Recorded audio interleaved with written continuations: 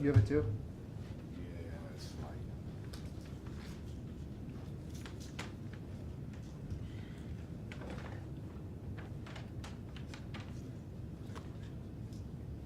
Yeah, he's just close to the mall.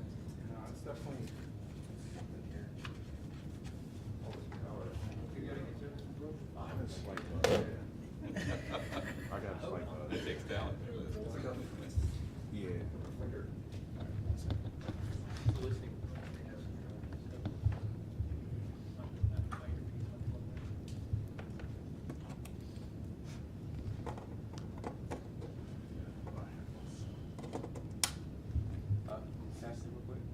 How about now? Can you hear me? No.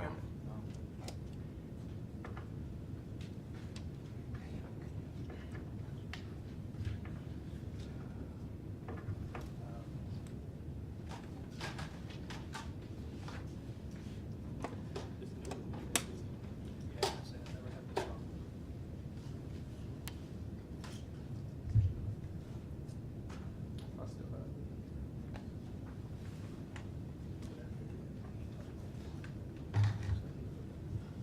Do I just put my mic up there? Oh, I mean, it plays, it's just that, Oh. it's just a buzz. You know, I tried the regular mic, just go mic direct in there. See if that works. Yeah, that's what I was trying out.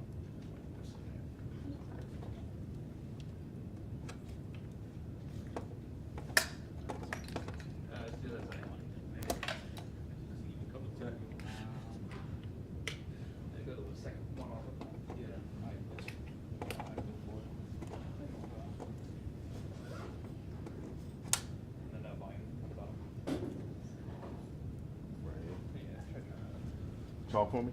There we go. Talk. How about now? Yeah, Yes, better. Can you hear me? better, yes. We good? Okay.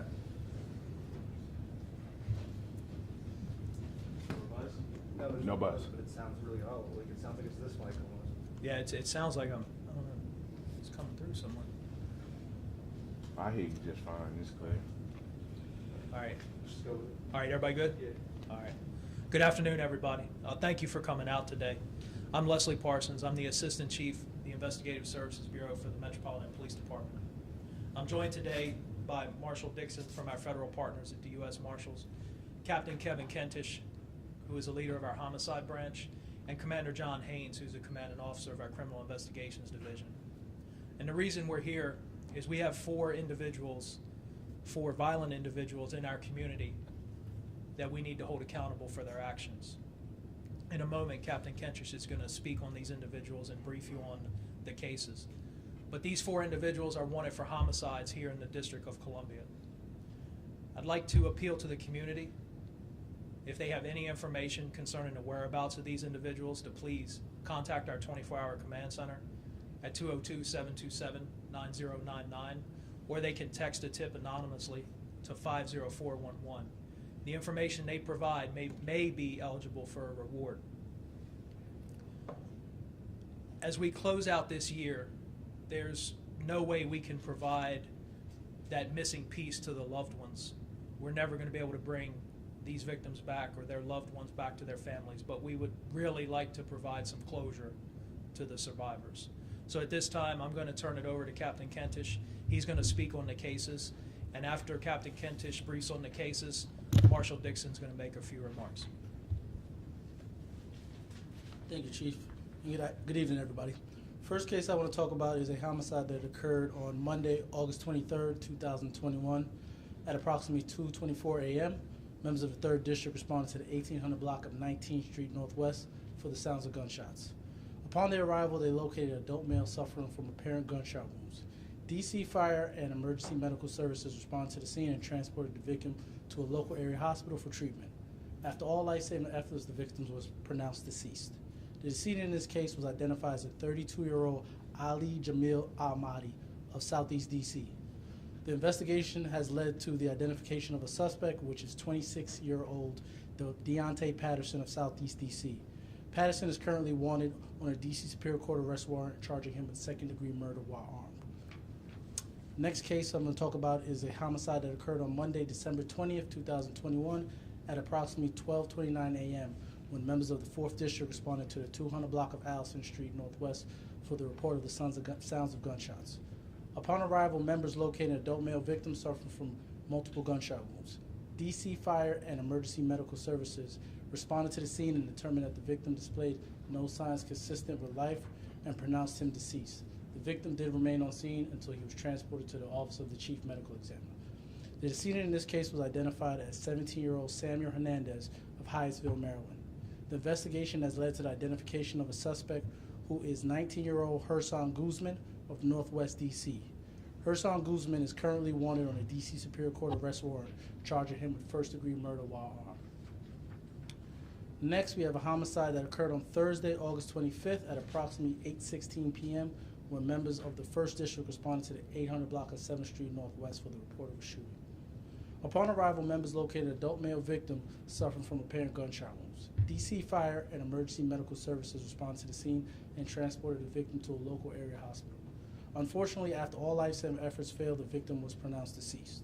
The decedent in this case was identified as a 21-year-old Jawan Henry of Silver Spring, Maryland. The investigation has led to the identification of a suspect who was 24-year-old Dwayne Brooks Jr. of Southeast D.C. He is currently wanted on a D.C. Superior Court arrest warrant charging him with first-degree murder. Lastly, on Wednesday, August 10th at approximately 3:41 p.m., members of the 6th District responded to the 5100 block of Call Place Southeast for the report of a shooting. Upon arrival, members located adult male victim suffering from gunshot wounds.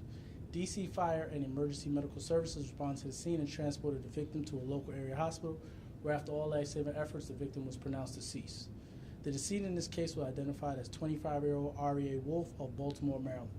The investigation into this homicide led to the identification of a suspect, which is 27-year-old Avery Myler of Southeast D.C.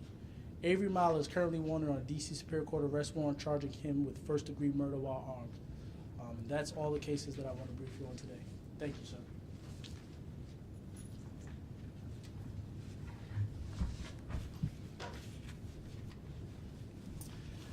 Good afternoon, and thank you, Assistant Chief Parsons and Captain Keddish, for having me here today and for working to ensure we're continuing our partnership between the Metropolitan Police Department and the United States Marshal Service.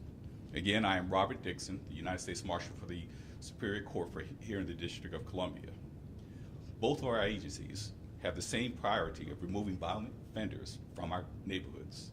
Today, we mentioned 4 suspects wanted for homicides in the District of Columbia. It is time we bring the families of these victims closure and justice, as Chief Parsons mentioned. Whenever there's a tragedy in the city, Metropolitan Police Department knows that they have the full support of the United States Marshals.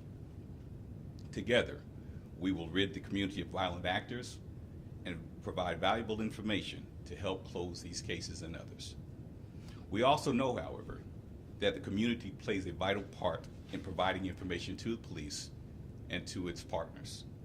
And that's why we're here today, to enlist your help.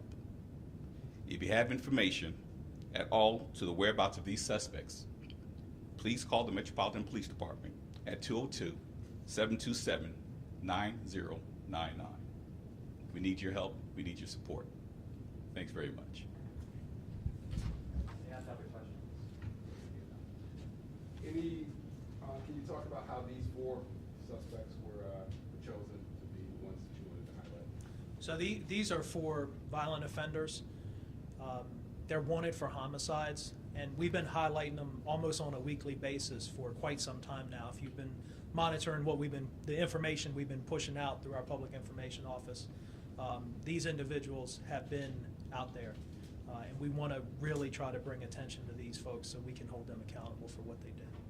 And finally, Myler's reward has been added to by the Marshals, FBI, and ATF. Can you talk about it? Yeah, sure. So as you'll remember, it wasn't but a few months ago, we were in our 6th District in the early morning hours. I want to say it was around rush hour time. People were leaving to go to work, kids were going to school. Our officers responded for the call of a suspicious person.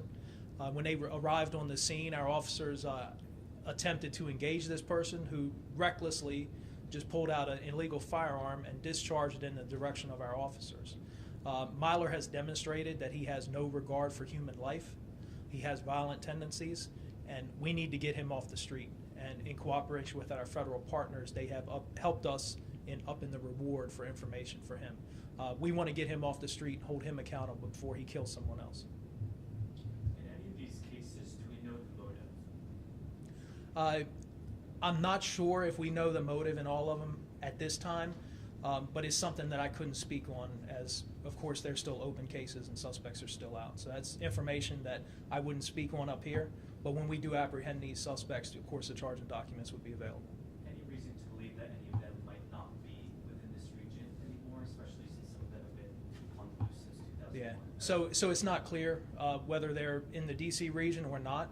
That's why we work with our federal partners at the U.S. Marshals. But, you know, between MPD and the U.S. Marshals, our reach is far and wide. So wherever they are, we're coming for them. We're going to find them.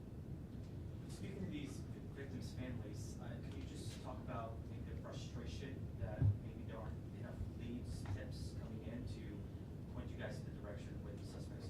Yeah, no, I think that when we speak with victims' families, of course, we maintain close contact with victims' families. We keep them updated on the progress of the case. And it's frustrating for us as well, because we want to hold these individuals accountable for what they did. But they're not forgotten. Efforts continue every day to try to locate these suspects. And that's why we're standing here today, to make sure we have them out there, the community sees this, and hopefully calls us. Just for logistics, do you guys do this often? Just choose certain homicide cases that have been unsolved? Is this something you guys periodically do? Well, we push out the releases quite a bit. I'm sure you've probably seen these suspects come out. It started off with 3 and we added another one. So when we have a suspect that is wanted for homicide and they're not immediately apprehended, we appeal to the community to come and help us out. All right, thank you.